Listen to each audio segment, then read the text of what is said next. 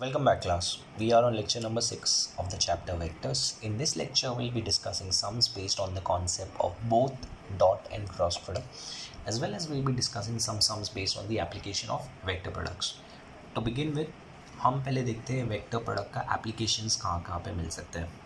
तो vector product का application होता है in finding area of a triangle और अ पैरेललोग्राम. तो एरिया ऑफ ट्राइंगल फाइंड करने के लिए इमेजिन कीजिए अगर आपको एक ट्राइंगल दिया है, एनी टाइप ऑफ ट्राइंगल, जिसके दो एडजेसेंट साइड्स ए बार और बी बार से रिप्रेजेंट किए गए हैं. इन दोनों के बीच में एंगल थीटा बनेगा. In that case the area of the triangle would be given by half of magnitude of A cross B.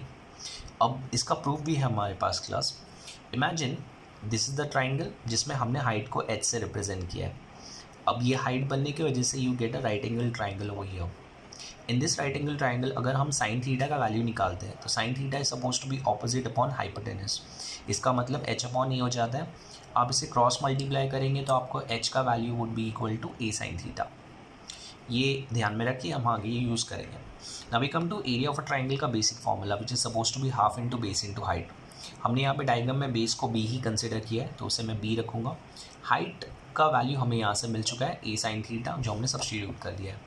इसे सिंप्लीफाई करेंगे तो half A B sine theta मिलेगा, जिसे हम half of magnitude of A into magnitude of B into sine theta भी बोल सकते हैं. दोनों सेम है क्लास. अब इस एक्सप्रेशन को अगर आप ध्यान से देखें तो आपको रिकॉल होगा ये तो एक्चुअल में क्रॉस प्रोडक्ट के मैग्नीट्यूड का फॉर्मूला है. सो हमने उसे रिप्लेस कर दिया and as a result we get area of a triangle is equal to half into magnitude of A bar cross B bar, जहाँ पे ए बार और बी बार ट्राइंगल की कोई भी दो एडजेसेंट साइड्स होंगे.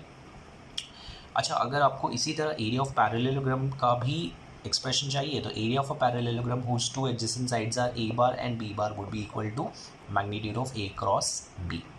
सो क्लास इसका प्रूफ भी बहुत सिंपल है. हमने यहाँ पे भी डायग्राम में हाइट ड्रॉ कर दिया है. हाइट ड्रॉ करने की वजह से ट्रिगो अप्लाई करेंगे इस राइट एंगल ट्राइंगल पे and will get sine theta is equal to h upon a, या फिर h is equal to a sine theta. Area of a parallelogram base into height होता है. हमने हाइट की expression का सब्स्टिट्यूशन यहाँ पे कर दिया. As a result we get A B sine theta, जो घूम फिर के mod of A cross B बन जाता है. एट द सेम टाइम अगर आपको पैरेललोग्राम की एरिया फाइंड करनी है जहाँ पे उनके एडजेसेंट साइड्स की जगह दो डायगोनल्स गिवन है, then you can use this formula class. Area of a parallelogram is equal to half into magnitude of cross product of the diagonals, जहाँ पे D1 और D2 are the two diagonals. अब class इस particular theorem का मैं आपको proof दिखाता हूँ in the form of a sum. I hope आपने ये प्रॉपर्टीज़ फटाफट नोट डाउन कर लिए क्लास, बिकॉज हम इसके बेसिस पे सम्स करने वाले हैं. So let's get started. जैसे मैंने आपको बोला है, मैं आपको लास्ट थर्ड प्रॉपर्टी जो अभी जस्ट डिस्कस की है उसका प्रूफ दिखाऊंगा in the form of a sum. So basically this is the sum that we are going to discuss. The question states show that the area of a parallelogram ABCD whose two diagonals are AC and BD is half into magnitude of AC bar cross BD bar. अब class इसको prove करने के लिए हमें एक diagram की ज़रूरत है. तो मैं पहले एक डायग्राम बना लेता हूँ, एक रफ स्केच. एक पैरेललोग्राम है हमारे पास. इस पैरेललोग्राम का नाम ABCD है एज पर द क्वेश्चन. हमने इसे नेम कर दिया. As soon as we name it we are going to follow a particular pattern. तो आप यहाँ पे ध्यान दीजिए. AB would be in this direction, BC would be in this direction, followed by हमारे पास CD और AD है. तो फिलहाल मैं उनके लिए ये डायरेक्शंस लोकेट करूँगा because this is the point of origin. तो आप इस डायरेक्शन से ही आगे बढ़ेंगे इधर से. अब यहाँ पे ये एडजेसेंट साइड मेरा हो जाएगा A बार, और उसके नेक्स्ट जो भी है आप इसे B बार कंसिडर कर सकते हैं, आप इसे भी B बार कंसिडर कर सकते हैं. मैंने फिलहाल इसे B बार कंसिडर किया.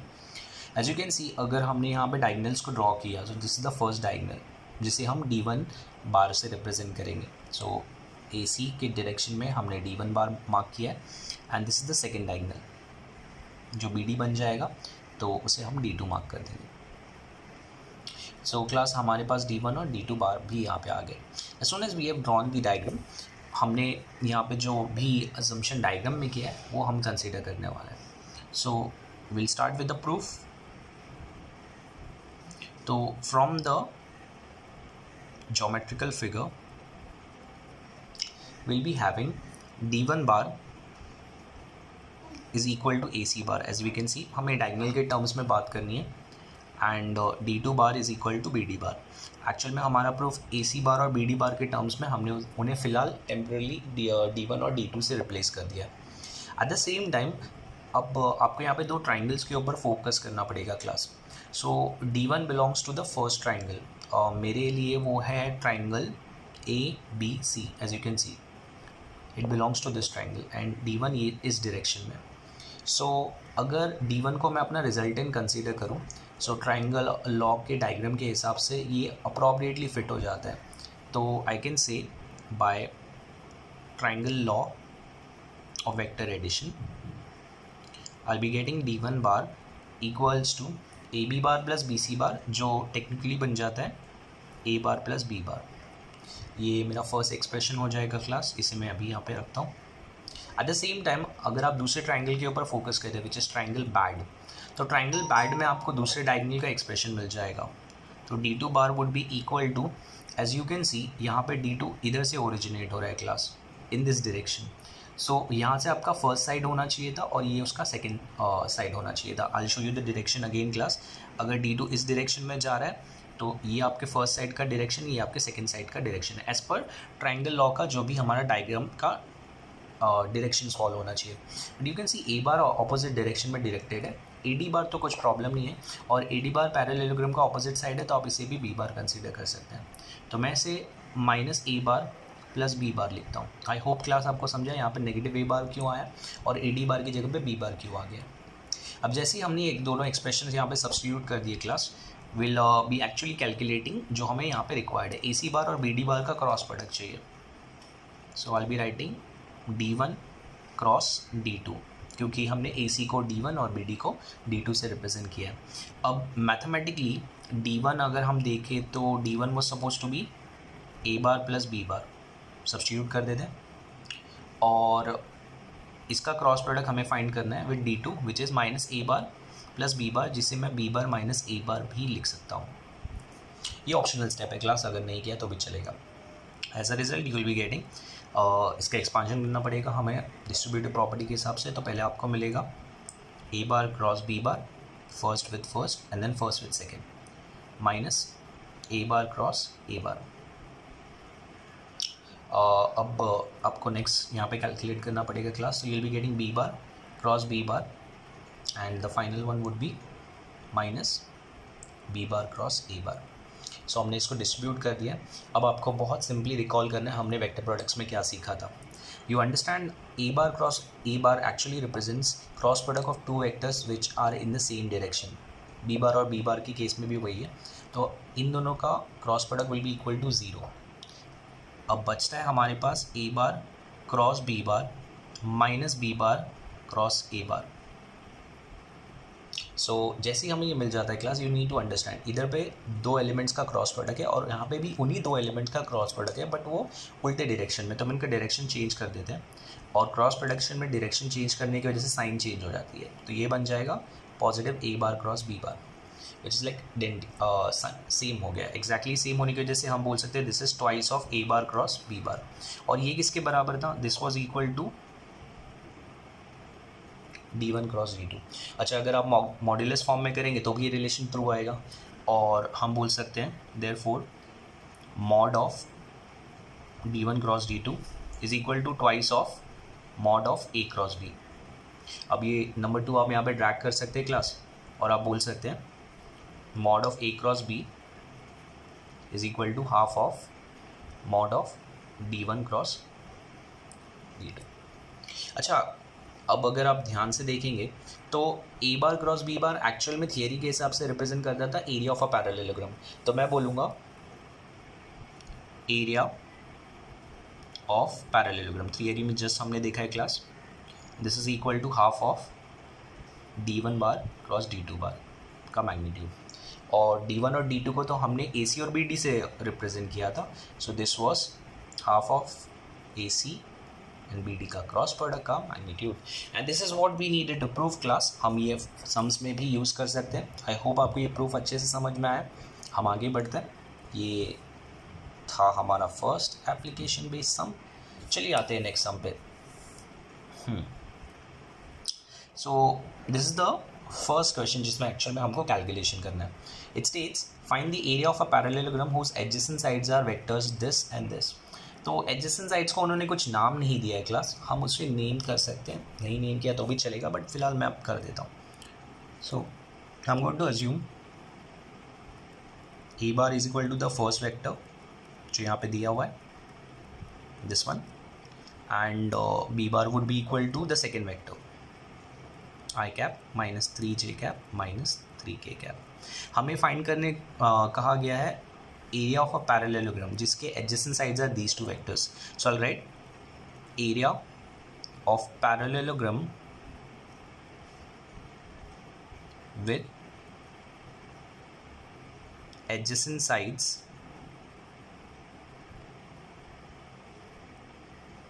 a bar and b bar is equal to the magnitude of a bar cross b bar. अच्छा, अगर आपको ये फाइंड करना है क्लास तो आपको a bar cross b bar की ज़रूरत होगी. So what we will do, you will calculate a bar cross b bar और फिर उसका आप मैग्नीट्यूड चुपचाप कैलकुलेट कर लेंगे. This is very simple. So will be saying therefore A bar cross B bar is equal to, हमने already ये vector product के केस में देखा था class, I cap J cap K cap is always the first row. A bar के coefficients यहाँ पे आ जाएंगे which is 2 - 2 1 followed by 1 - 3 and -3.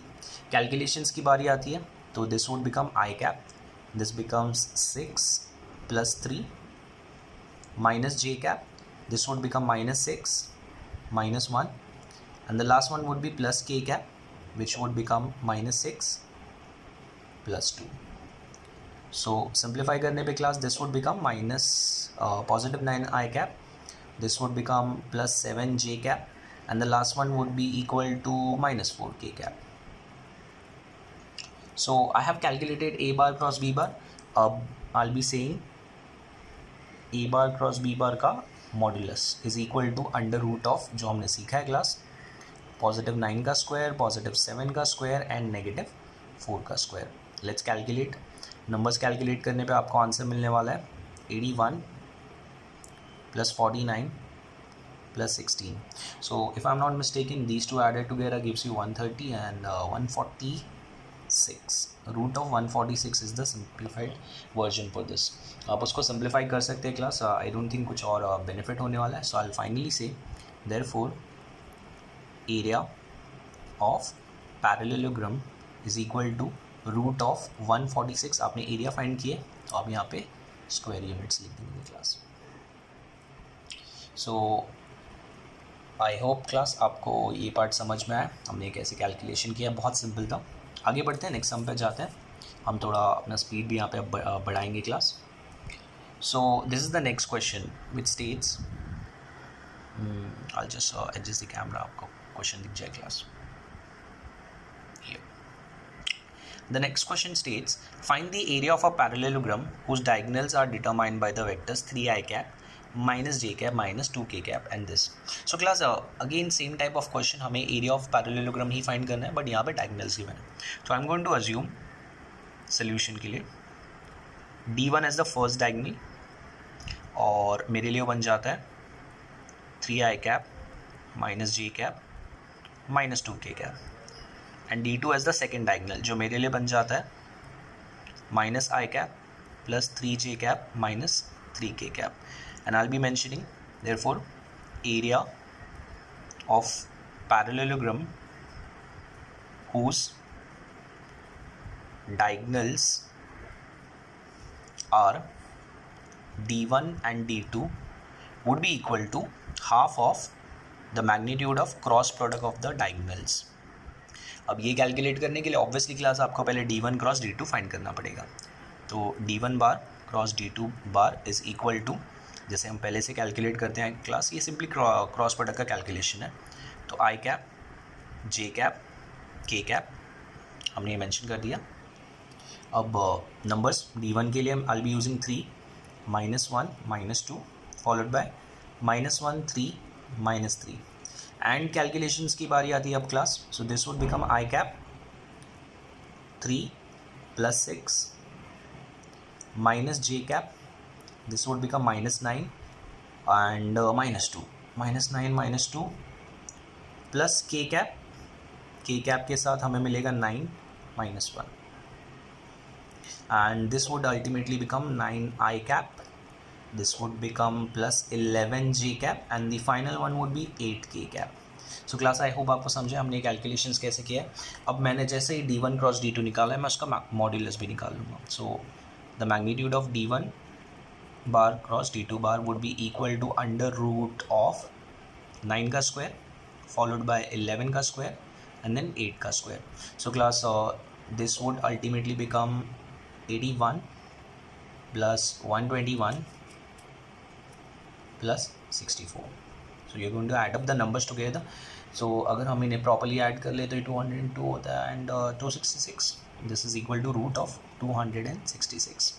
आप इसे सिंप्लीफाई करने का ट्राई कर सकते हैं क्लास. सो सिंप्लीफाई करके आई डोंट थिंक कुछ खास बेनिफिट है यहाँ पे, आपका चॉइस है वो. I will be writing therefore area of parallelogram is equal to half into root of 266 square units. So class I hope आपको ये कैलकुलेशन भी समझ में आ गया, ये सम भी समझ में आ गया. So we have discuss 2 scenario जहाँ पे हमने एरिया ऑफ पैरेललोग्राम फाइंड किया था, जहाँ पे उनके एडजेसेंट साइड्स या फिर 2 डायगोनल्स गिवन थे. अब this question is based on finding area of a triangle whose vertices are given. So class थोड़ा अलग क्वेश्चन है. हमें वर्टाइसेस के थ्रू अगर सॉल्व करना है तो पहले समझिए हम एक्स्ट्रा क्या कैलकुलेट करने वाले हैं. इमेजिन कीजिए मैंने अगर एक ट्राइंगल कंसिडर किया जिसका नाम है ABC, जिसके 3 वर्टाइसेस ये ऑर्डर में गिवन है. पहला वर्टेक्स 1 0 2, दूसरा 1 1 1 एंड तीसरा 2 1 3. जो क्वेश्चन का ऑर्डर था मैंने वही फॉलो किया है, आप अपने हिसाब से चेंज कर सकते हैं. अब understand we need to know any 2 adjacent sides. Class अगर एडजेसेंट साइड्स पता रहेंगे तभी तो बात बनेगी. तो आपके पास चॉइस है, आप कोई भी 2 एडजेसेंट साइड्स फाइंड कर सकते हैं. मैं फिलहाल प्रेफर करूँगा I'll be finding these 2 adjacent sides. So मेरे लिए फर्स्ट बन जाएगा एंड ये सेकंड बन जाएगा. सो मेरे लिए 2 adjacent sides है. मैं पहले अज्यूम कर लेता हूँ. Let A correspond to 102, B correspond to 111 and C correspond to 213. So as you can see मैंने जैसे आपको डायग्राम में पॉइंट आउट करके बताया class. Therefore BA bar is the first adjacent side, जो फॉर्मूले के हिसाब से होना चाहिए A bar minus B bar. और A bar minus B bar हम वो बेसिक स्टेप नहीं दिखाएंगे क्लास, मैं सिंपली यहाँ पे नंबर्स को सब्ट्रैक्ट करता हूँ. तो A bar minus B bar would B 1 - 1 which is 0, तो I कैप एब्सेंट हो जाएगा. 0 - 1 विल गिव यू -1, सो माइनस J कैप मिलेगा आपको and 2 - 1 is going to give you plus K cap. इधर से बहुत ही ईजिली कैलकुलेशन हो जाता है. My other side is BC. So BC bar is supposed to be C bar minus B bar.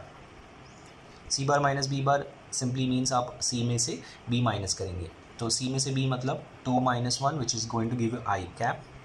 1 - 1 would be 0, तो J cap absent हो जाता है class. And finally 3 - 1 is going to give you plus 2K. So class मैंने 2 adjacent sides find कर लिए and now I can write the formula.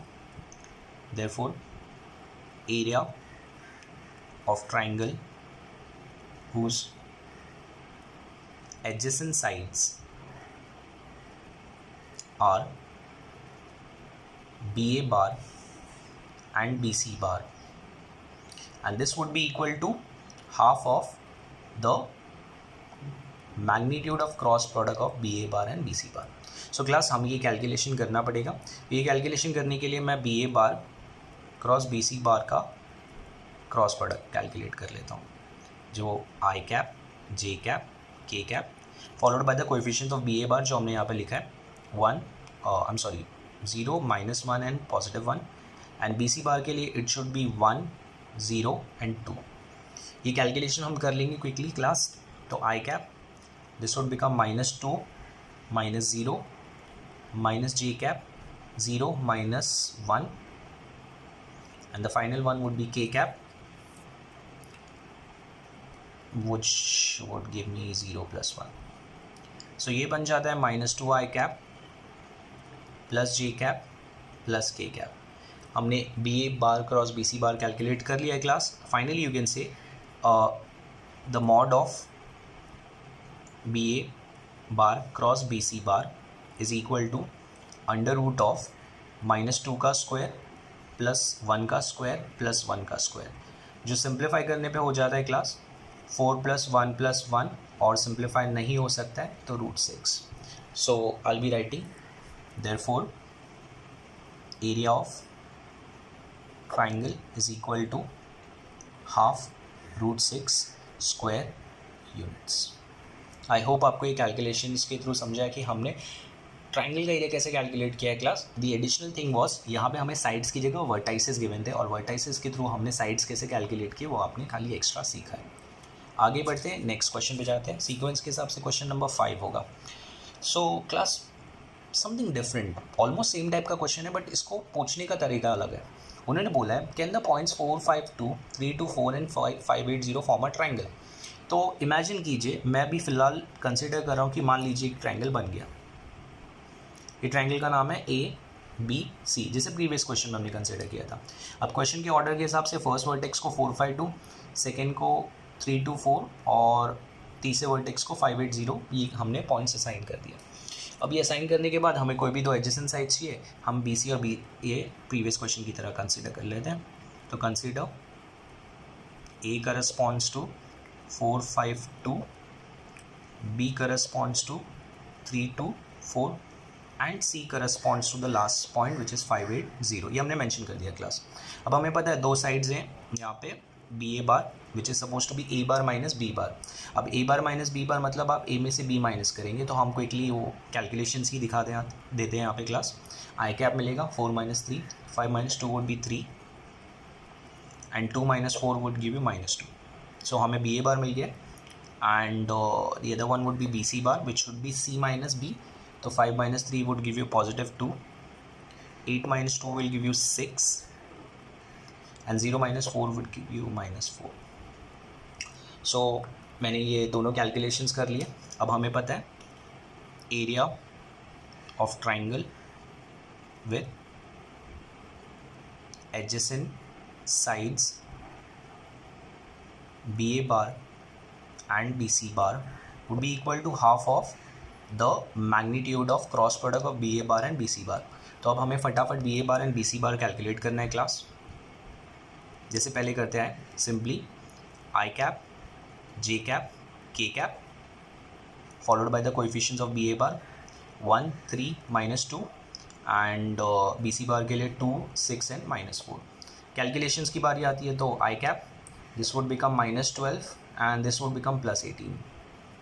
-J cap के लिए हमें मिलेगा -4 +4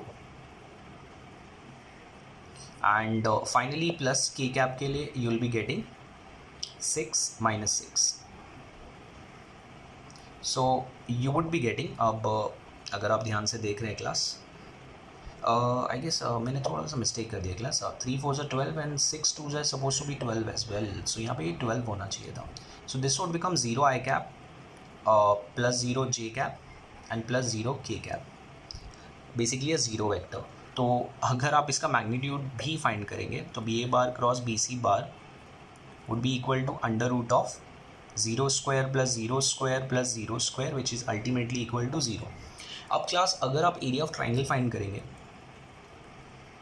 तो area of triangle is suppose to be half times of जो भी हमें मैग्नीट्यूड मिला है which is again equal to 0 square units. अब area can not be zero, area can never be negative, area can not be zero as well. अगर negative आती तो हम तो पॉजिटिव करके लिख देते हैं, बट यहाँ पे जीरो आया इसका मतलब ये ट्राइंगल बना ही नहीं है. इसका मतलब ये तीनों points are collinear. So therefore the points can not form a triangle. That is our conclusion. बहुत सिंपल है class. Area of triangle zero है मतलब वो तीनों पॉइंट सेम लाइन के ऊपर है, कोलिनियर पॉइंट्स है, ट्राइंगल बन ही नहीं सकता है. आई होप आपको ये क्वेश्चन भी समझ में आएगा, थोड़ा अलग क्वेश्चन था. आगे बढ़ते क्लास. अब जैसे मैंने बताया था इंट्रोडक्शन में, हमने बताया था कि यहाँ पे कुछ क्वेश्चन आएंगे जो स्केलर और वेक्टर प्रोडक्ट के कॉन्सेप्ट को मिक्स करके बनाए जाएंगे. तो ऐसे क्वेश्चन अब हम डिस्कस करने जा रहे हैं. क्वेश्चन में इन्होंने बोला है A bar dot B bar का वैल्यू गिवन है, A bar cross B bar given है, हमें फाइंड करना है angle between A bar and B bar. Now how do we proceed with that? So class पहली बात तो ये कि ए बार डॉट बी बार का जो आपको वैल्यू गिवन है आप उसे फॉर्मूले से कंपेयर कर सकते हैं, और ए bar cross B bar given है तो उससे आप उसका मैग्नीट्यूड निकाल सकते हैं। अच्छा, उसका मैग्नीट्यूड निकालने से बेनिफिट भी होगा। तो सबसे पहले हम magnitude of A bar cross B bar यहाँ पे निकाल लेते हैं। So this is equal to under root of 2 square plus 1 square plus 2 square. अगर आप कैलकुलेशन प्रॉपर्ली करेंगे क्लास तो this will become 4 + 1 + 4 which is equal to √9, जो सिंप्लीफाई करके 3 यूनिट्स बन जाता है। तो हमें mod of A cross B भी मिल गया है। अब जैसे ही ये पार्ट हमें मिल जाता है class, so understand this, A bar cross B bar का मैग्नीट्यूड मैथमेटिकली होता है ए बी साइन थीटा के बराबर, है ना, and A bar dot B bar is equal to A B cos theta. ये हमने देख लिया फॉर्मूले में। अब आप दोनों को डिवाइड कर सकते हैं। So when you divide both of them you will be getting AB sin theta upon AB cos theta is equal to AB sin theta means A bar cross B bar, and this is A bar dot B bar. Advantage class, कुछ cancellations हो रही हैं यहाँ पे, चलिए cancellation कर देते हैं। ए बी कैंसिल हो जाता है, प्लीज़ थीटा थीटा मत कैंसिल कीजिए, ऐसा नहीं होता है class. This is sine upon cos, so it would become tan theta. यहाँ पे कुछ कैंसिलेशंस नहीं हो सकता है तो हम वैल्यूज़ को यूज़ करेंगे। ए बार क्रॉस बी बार हमने कैलकुलेट किया है class, this is equal to 3 units, और ए बार डॉट बी बार यहाँ पे क्वेश्चन में इन्फॉर्मेशन में दिया था, so this is equal to √3। आप इसे रैशनलाइज करके सॉल्व कर लीजिए, सो आपको नेक्स्ट स्टेप में tan थीटा का वैल्यू खुद √3 मिल जाएगा। अब tan थीटा का वैल्यू √3 है, इसका मतलब theta would be equal to tan inverse of √3, and that is only possible at angle π/3. So I'll say therefore theta is equal to π/3, और 60 डिग्री भी आप बोल सकते हैं। ये हमारा आंसर था, एंड दैट्स इट, खत्म। आगे बढ़ते हैं क्लास, नेक्स्ट क्वेश्चन लेते हैं ऑलमोस्ट इसी तरह का, आई गेस 7th क्वेश्चन होगा सीक्वेंस का। ओह वाह, they have given mod of A bar dot B bar which is equal to mod of A bar cross B bar, and उन्होंने बोला है a bar dot B bar is less than 0। Okay, now this is important ना class, ये जो condition दी है ना ये बहुत इंपॉर्टेंट है। Then find the angle between A bar and B bar. अल्लाह मेक यू अंडरस्टैंड कि ये इंपॉर्टेंट क्यों था हमारे लिए क्लास। तो सबसे पहली बात, mod of A bar dot B bar actual में A bar dot B bar ही होता है, बिकॉज ये आंसर तो खुद स्केलर ही आता है ना class. So I start with the given information, given a bar dot B bar का mod is equal to mod of A bar cross B bar. अब फॉर्मूले सब्स्टिट्यूट करते हैं। इसका फॉर्मूला होता था class a B cos theta, और इसका फॉर्मूला होता है a B sine theta. Substitution हो गया। अब आपको पता है आगे क्या करना है, बट प्रॉब्लम ये कि आपने ये पार्ट तो यूज़ ही नहीं किया ना। इन्होंने बोला है a bar dot B bar is less than 0। Less than 0 मतलब यहाँ पे आपको माइनस साइन डालनी है, ये एक्स्ट्रा माइनस साइन डालना बहुत इंपॉर्टेंट क्लास। जैसे ही आपने ये स्टेप कर दिया है तो ए बी दोनों साइड से कैंसिल हो जाएंगे। अब आप कॉस को साइन से डिवाइड कर दिया, साइन को कॉस से, ये आपका चॉइस होगा। I be getting in the next step, मैं यहाँ पे ये कॉस को ट्रांसफर कर देता हूँ, so I be getting tan theta is equal to -1, ये एक्स्ट्रा माइनस साइन बच जाएगी। अच्छा, tan theta is equal to -1 को हम सिंप्लीफाई कर सकते हैं class. tan theta is equal to -tan π/4, tan π/4 1 होता है, और tan का वैल्यू नेगेटिव आया है, हमको ये ध्यान में रखना है एंगल ऑब्ट्यूज होना चाहिए। ऑब्ट्यूज होगा मतलब सेकंड क्वाड्रेंट में जाएगा, और सेकंड क्वाड्रेंट में जाने के लिए आप इसे कंसिडर कर सकते हैं एज tan ऑफ π-θ, जहाँ पे थीटा खुद π/4 है। एलसीएम लेके सॉल्व कर देंगे क्लास। सो कंपैरिजन में आपको मिलेगा tan theta is equal to tan 3π/4। Perfect, अब कंपैरिजन कर लीजिए, आपको मिल गया थीटा का value. The angle between the two vectors in this case was equal to 3π/4। आप उसे कन्वर्ट करके 135 डिग्री मेंशन कर सकते हैं। तो क्लास आई होप आपको ये क्वेश्चन भी समझ में आया, आपको ये समझ में आया हमने ये इंपॉर्टेंट कंडीशन को कैसे यूटिलाइज किया है इस क्वेश्चन में। आगे बढ़ते हैं, चलिए नेक्स्ट क्वेश्चन पे, क्वेश्चन नंबर 8।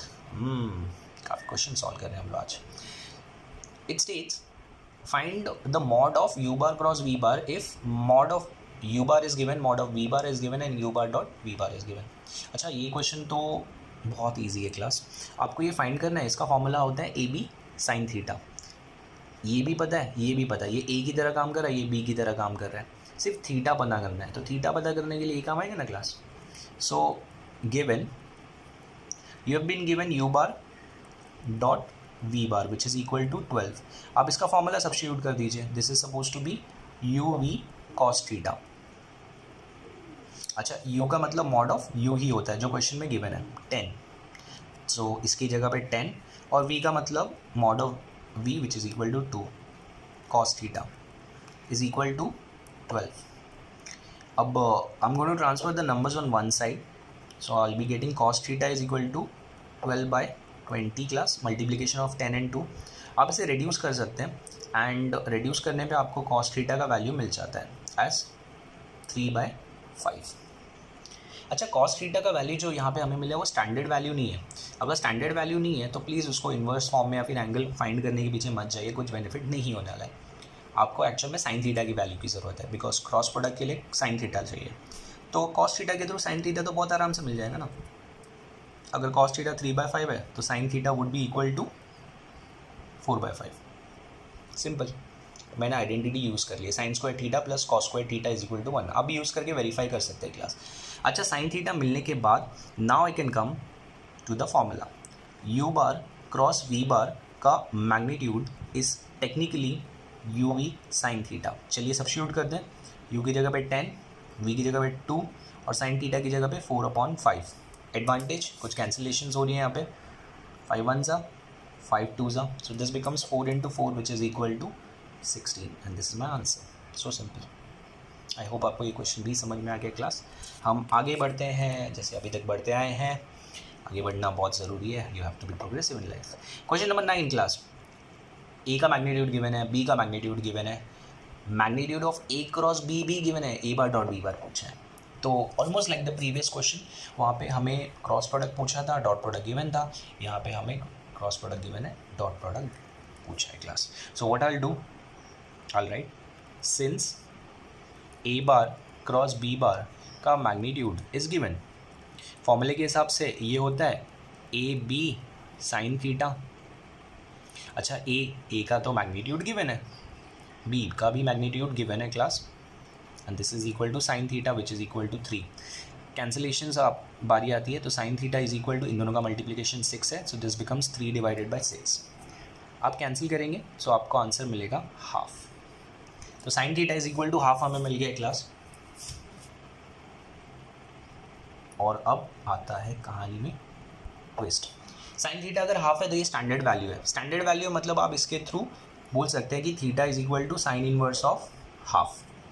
अब साइन इनवर्स ऑफ हाफ बोला तो आपके माइंड में सबसे पहले इमीडिएटली पॉप होता है theta is equal to 30 degrees π/6। But class यहाँ पे हम साइन की बात करें, हमारे एंगल की पॉसिबिलिटी 0 से पाई के बीच में कुछ भी हो सकती है, और साइन 0 से पाई के बीच में 2 बार पॉजिटिव आता है। एक तो π/6 पे आता है और दूसरा 5π/6 पे आता है। आप ये वेरीफाई कर सकते हैं क्लास, साइन π/6 का वैल्यू पॉजिटिव हाफ है एंड साइन 5π/6 का वैल्यू भी पॉजिटिव हाफ है। तो 0 से पाई के बीच में जो भी पॉजिटिव एंगल्स, जो भी एंगल्स हमें पॉजिटिव वैल्यू देते हैं, हमें उनको इंक्लूड करना पड़ेगा, क्योंकि यहाँ पे ऐसा कुछ कंडीशन उन्होंने मेंशन नहीं किया है कि हमारा डॉट प्रोडक्ट नेगेटिव है कि पॉजिटिव है।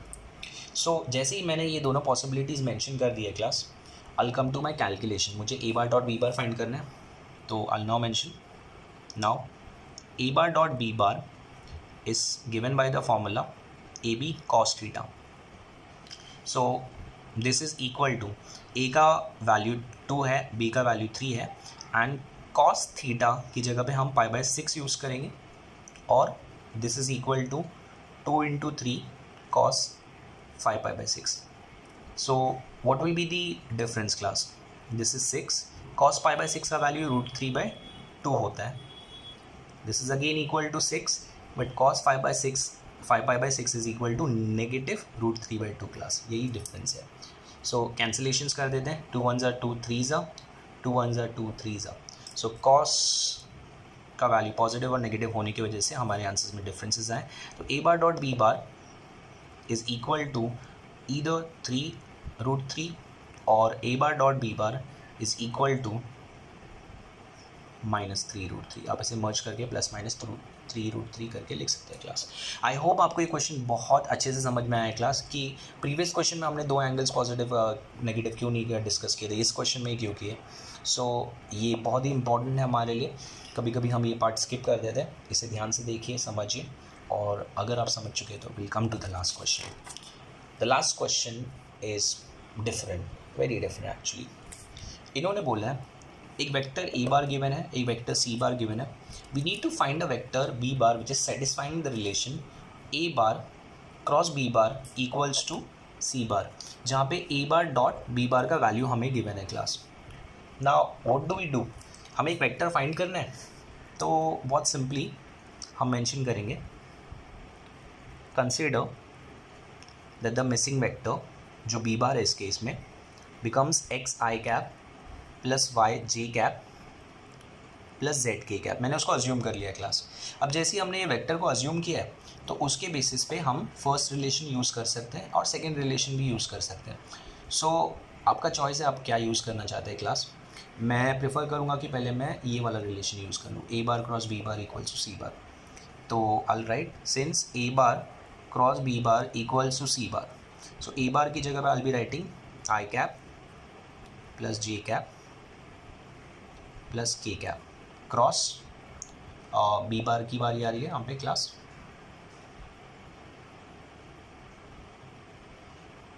तो बी बार की जगह हम लिखेंगे एक्स आई कैप प्लस वाई जे कैप प्लस जेड के cap is equal to c बार. हमें सी बार गिवन है class J cap minus K cap. Now understand this is cross product. तो क्रॉस प्रोडक्ट का मतलब होता है डिटर्मिनेंट क्लास. डिटर्मिनेंट आई जे के and इसके साथ साथ फर्स्ट रो में 1 1 1 ए बार की कोएफिशिएंट और नेक्स्ट रो में X Y Z which is equal to J cap minus K cap. अब इसको सॉल्व करना है क्लास. तो आई कैप एज इट इज़ यहाँ पे ये बन जाता है Z minus Y minus J cap. The other one would become z minus x and the last one becomes k cap times of y minus x and this is equal to j cap minus k cap. तो आपको समझा होगा class हमने ये कैसे simplify किया. अब करना क्या है, हमें इक्वालिटी ऑफ वेक्टर्स यूज़ करनी है. तो इक्वालिटी ऑफ वेक्टर्स के लिए आई will be writing by equality of vectors. पहली बात तो कोएफिशिएंट्स को कंपेयर करना है. तो z minus Y should be equal to the coefficient of I cap over here जो कि एब्सेंट है मतलब 0. तो पहला कंपैरिजन आता है z minus Y equals to 0. आप इस सिंप्लीफाई करेंगे तो class you will be getting z equals to Y which becomes like a relation. ये काम आएगा हमारे. z इक्वल्स टू वाई मिलने के बाद आप आगे बढ़िए क्लास. देखिए यहाँ पे जो सेकंड कोएफिशिएंट है वो है z माइनस एक्स, लेकिन वो नेगेटिव साइन के साथ है. आप नेगेटिव साइन को अंदर ड्रैग कर लीजिए तो पॉजिटिव बन जाएगा क्योंकि यहाँ पे j कैप पॉजिटिव है. तो इसका कोएफिशिएंट कुछ नहीं है मतलब 1 है. तो 1 would be compared with this part. So I be writing x minus Z is equal to 1. At the same time अगर आपको चाहिए तो आप इसे x माइनस वाई भी करके लिख सकते हैं क्लास क्योंकि z और y तो दोनों सेम है. फाइनली अगर आप लास्ट रिलेशन को देखें क्लास तो y minus X is equal to -1 होता है जो घूम फिर के इसी रिलेशन में कन्वर्ट होगा. तो उसे लिखने की ज़रूरत नहीं है, वो टोटली आपका चॉइस हो जाता है. सो फिलहाल मैं इसे सिंप्लीफाई कर देता हूँ. I be writing this as x minus y is equal to 1. फिलहाल मेरे पास एक रिलेशन है और इन दोनों के बीच का वैल्यू मुझे मिल गया है. तो मुझे z मिल गया है, y मिल गया, एक ही बात होती है. अब आगे कैसे बढ़ा जाए क्लास. अलॉन्ग विद दिस हमने ये वाला इन्फॉर्मेशन अभी तक यूज़ नहीं किया है. So now I be writing, mark कर देते इसे 1 और इसे 2. फिलहाल a bar dot B bar is equal to 3. तो ए बार की जगह पे मैं वापस से आई cap plus j cap plus k cap mention कर देता हूँ. डॉट बी बार की जगह पे एक्स आई कैप प्लस वाई जे कैप प्लस जेड के कैप इज इक्वल टू 3 हमने मेंशन कर दिया क्लास. अब इसी के साथ स्केलर प्रोडक्ट फाइंड करना है. तो ये बनेगा x plus Y plus Z is equal to 3. आपको यहाँ पे 3 वेरिएबल्स नहीं चाहिए तो आप इक्वेशन नंबर 1 यूज़ कर सकते हैं class. So you will be getting x plus 2y is equal to 3. मैंने z की जगह पे भी y अज्यूम कर लिया है. रेफरेंस दे सकते हैं फ्रॉम इक्वेशन 1. अच्छा ये बन जाता है मेरे लिए third equation class. So now I have got this second equation and the third equation. तो अगर आप उन दोनों को साइमल्टेनियसली सॉल्व करना चाहें तो कर सकते हैं. मैं फ़िलहाल इसको 2 से मल्टीप्लाई कर देता हूँ. तो I be getting 2x minus 2y is equal to 2 and this is a modified version of equation number 2, तो इक्वेशन 4 बन गया। एंड इक्वेशन नंबर 3 था x + 2y = 3। अब दोनों को ऐड कर दीजिए क्लास। ऐड करने से एडवांटेज क्या होता है, +2y - 2y कैंसिल हो गया, एंड +2y - 2y कैंसिल होने के साथ साथ आपको 2x और x का एडिशन मिल गया 3x which is equal to 5। Solve करने पे x का वैल्यू 5/3। सो x का वैल्यू 5/3 आते ही आप कोई भी एक पर्टिकुलर इक्वेशन को टारगेट कर सकते हैं। मेरे पास इक्वेशन नंबर 2 है यहाँ पे क्लास, मैं इसे यूज़ कर सकता हूँ। So I will be mentioning now 5/3 minus y is equal to 1 by transferring terms on particular side. I'll be getting 5/3 minus 1 is equal to y, which gives me y का value class. और अगर y का value मिल गया तो आपको z का भी वैल्यू मिल गया, because y was equal to z।